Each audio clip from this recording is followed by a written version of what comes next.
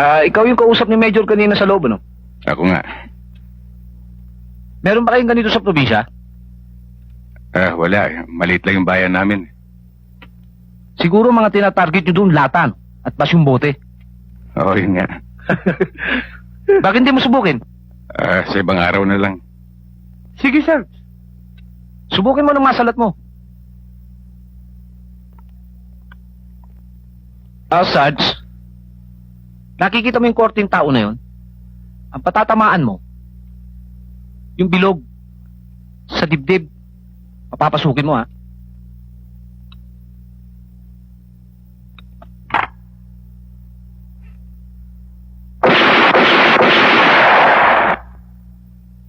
Sarento, mukha yata napabilis ang kalabit mo, ha? Baka ni sa papel, di tumama. Guerrero, ipakikita ko naman sa iyo ang aming laboratorio. Ramiro, saka na lang kami babalik, ha? Sige. Halika, dito tayo, Sarge. Sarge, Sige, Ramiro.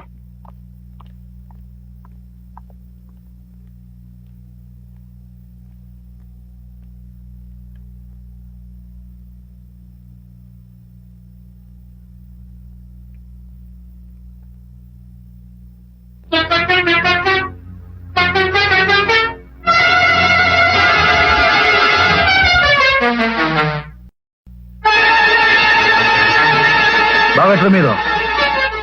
Wala.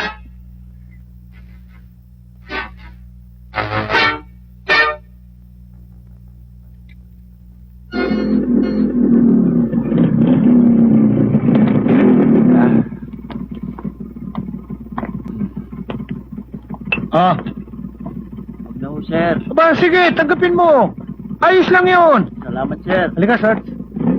Hoy. Ang aga naman yata niyan. Karit muna tayo, Mario. Salamat. Check mo na, sir.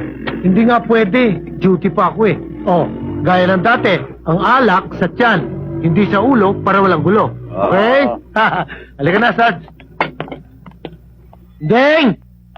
Tuloy ka, Sarge. Undeng! Si Sargento Guerrero. Hi, Sarge. Kamusta kayo? Dito muna siya titira sa atin. Kaya yung isang kwarto sa taas, linisin mo. Oo. Palitan mo ang kumot, punda ng unan. Tsaka yung laman ng cabinet, alisin mo na yung gamit mo nun. Basura na yun eh. Sibal. Baka namang malaking istorbo ito sa inyo. Ano ba istorbong sinasabi mo? Ay kung ako naman ang mapatpat sa Buena Vista, ay di ganito rin ang gagawin mo sa akin siguro. At saka natutuwa ako, Sarge, na dito ka nga makatira. Para naman ako'y merong makausap na matinu-tinong tao. Isa naman. Ano naman pinagsasabi mo? Biro lang. Ba? Matigas ah. Ubus na naman siguro kanin lamig dyan. Oy! May dala ko Halika! para sa'yo. Ano na naman yan? May konting handaan sa bahay. Alam kong paborito mo ito, kaya dinalang kita. Ay, salamat. Tama-tama ang dating mo para sa hapunan. Kumusta yung pananakit ng dibdib mo? Paminsan-minsan sinusumpong. Hindi ko nalang pinapansin eh. O sige na, hindi na ako magtatagal, Mario. Ay, Ano pa ang sige. bisita? Salamat ulit, ha? Oh, yung hapunan natin, ayos na? Ayos na, kaya lang inabili kong karne medyo matigas eh. Kaya pinalalambot ko muna. O sige, ayusin ko muna yung kwarto sa taas. Sandali lang, Sarge. Sige. Sarge, maiwanan muna kita. Babalik ako sa opisina. Pero dadaanan kita mamayang gabi. Kasi may follow-up ang grupo. Eh gusto ko naman, makita mo ang buhay ng Pulis Maynila kung gabi. Okay? Mandeng! Ikaw na ang bahala kay Sarento, ha?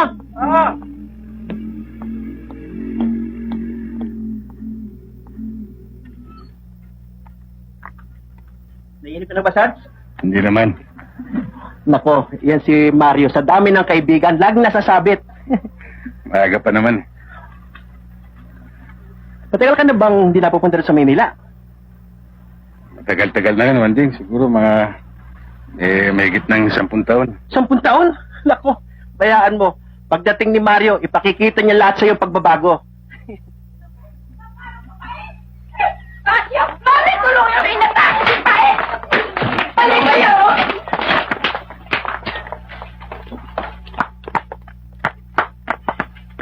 Pae! Baka kumapano ka man! Dali na! Baka ako ano mangyari sa kapatid mo!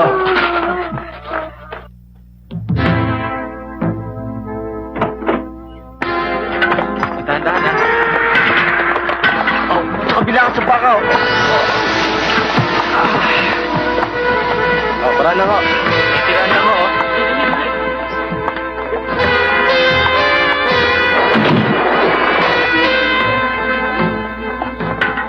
Ewan ko ba niyo kay Mampeng, napakatigas na ulo eh. Sabi ko na mag-iingat eh. Bakit ang dami tao dito? Hala, labas kayo yan! Mga kamag-anak lang ang kailangan dito. Gagawin niyo pang isang bayan tong emergency room? Kamag-anak ka? Kapatid po. Ah. Kayo ang naghatid dito sa pasyente? Opo. Anong pangalan ng pasyente?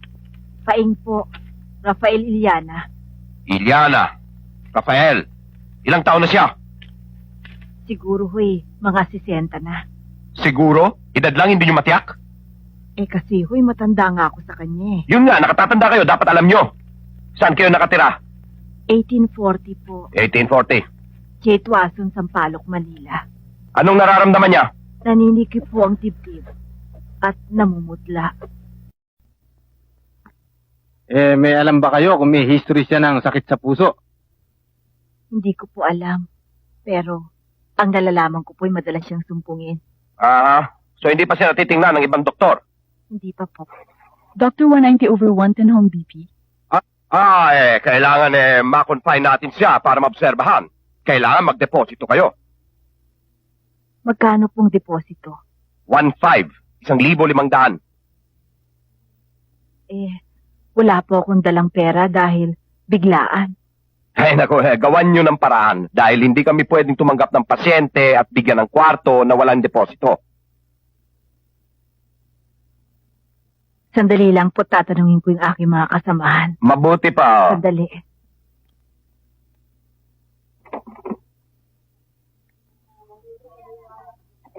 Ano ang balita, Aling Kuring? Hinihingan ako ng depositong 1,500. Ha?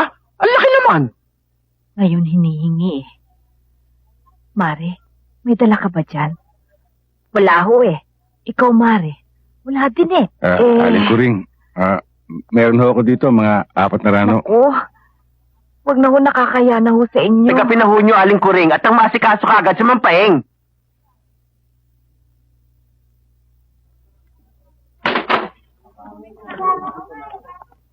Dok, meron ho kaming 400. Kung maaari ho sana, doktor, yung kakulangan bukas na ng umaga.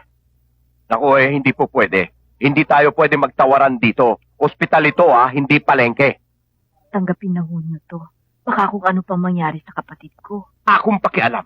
Kung hindi nyo kayang ibigay ng buo ang deposito, ilabas nyo ang pasyente at dalhin nyo sa ibang ospital. Huwag naman ganyan ang pananalita, doktor. Meron na nga nahihirapan dyan Nangahamak pa kayo rito. Hindi ba kayo nakakaintindi? May patakaran kami sa ospital na ito. Walang deposito, walang serbisyo!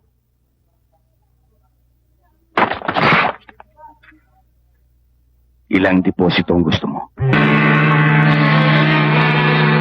Alam mo ba ang ginawa mo, Sargento?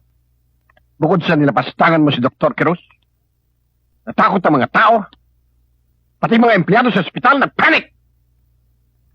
Anong sasabihin ng publiko sa pulis? Na tayo'y abusado? Na humihingi tayo ng pabor na persahan?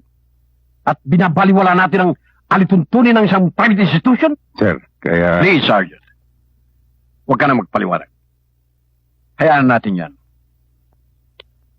Gusto lang kitang palalahanan na ibang probinsya at ibang Manila. Kaya, kailangan, iba rin nating maging kilos. Mabuti na lahat, hindi nagdemanda si Dr. Quirós. Dahil hindi biro yung kasong yan. Come in. Sir, eto na ho yung report ng General Investigation. Pinadala sa akin ni Captain Nison. That's all, Guerrero.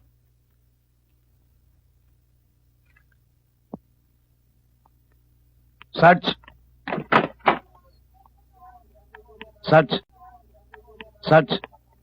Huwag mo masyadong dibdibin yun. Talagang ganun lang si Major.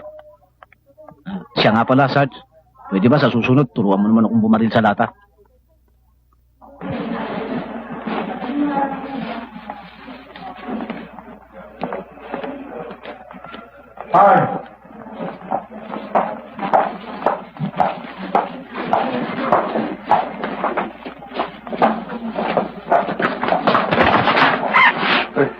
Judge, Sargento, anong ginagawa mo rito?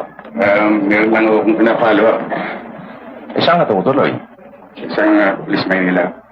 Ganun ba? Pues nasiyan ako nagkita tayo. At kung mayroong kailangan sa akin, huwag kang magatubili lumapit. Oo.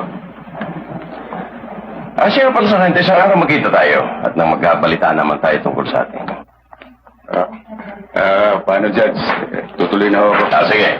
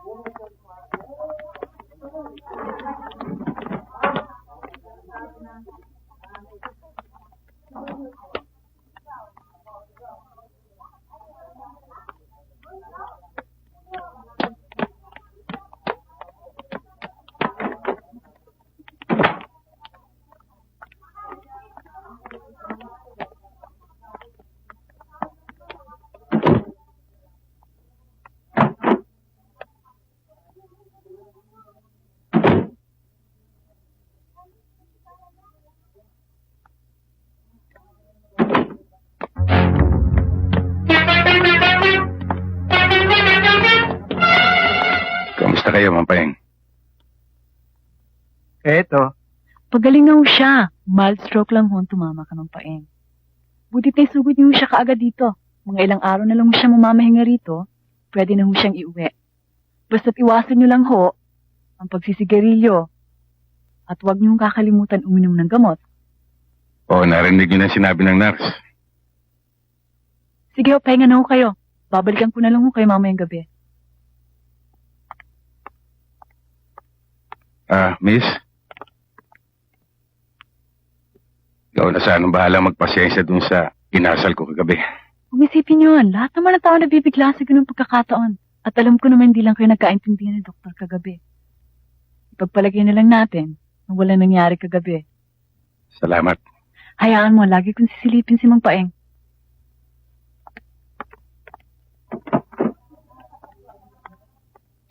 Sarge, gandang nurse no? May nagpuntang tao sa akin. Kababayan mo raw. Pinabibigay ito. Pang! Still alive?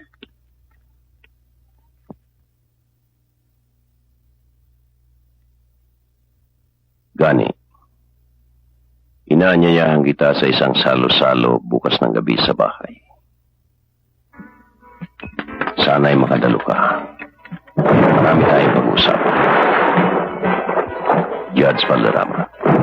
Si Sargento Guerrero ay isang magiting at iginagalang na pulis doon sa amin sa Buena Vista. Pero kinatakutan naman sa manloob na dumadayo doon sa amin para gumawa ng kabalbalan. Sa kabilang dako naman, napakaraming tao siyang natutulungan. Hindi naman, mas marami nagtulungan si Judge sa amin at alam ng lahat yan. Talagang alam na lahat ng tao yan na maraming natutulungan si Judge. At may isipin, mula ng mga destino dito si Judge sa Maynila, maraming taong natulungan yan.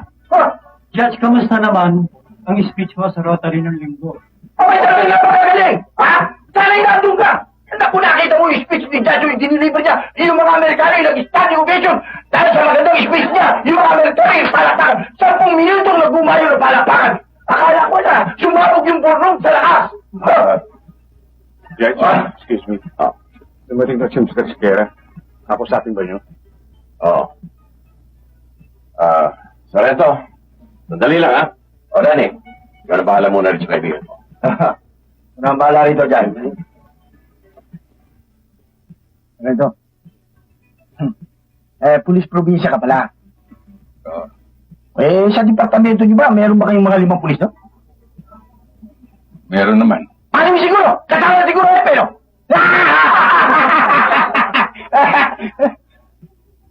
Ano naman ang delay sa inyo nun? Waiting o jaywalking? Imposible. Wala kayong kuryente nun. Walang kuryente, walang traffic light. Walang traffic light, walang jaywalking. Walang jaywalking, ha? Walang delay siya.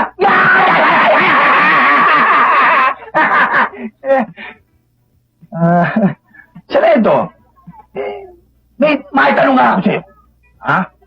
Ito yung matagal nang gumugulo sa isipan ko eh. Eh bakit yung mga pulis probinsya? Eh kung tawagin eh, pulis patola.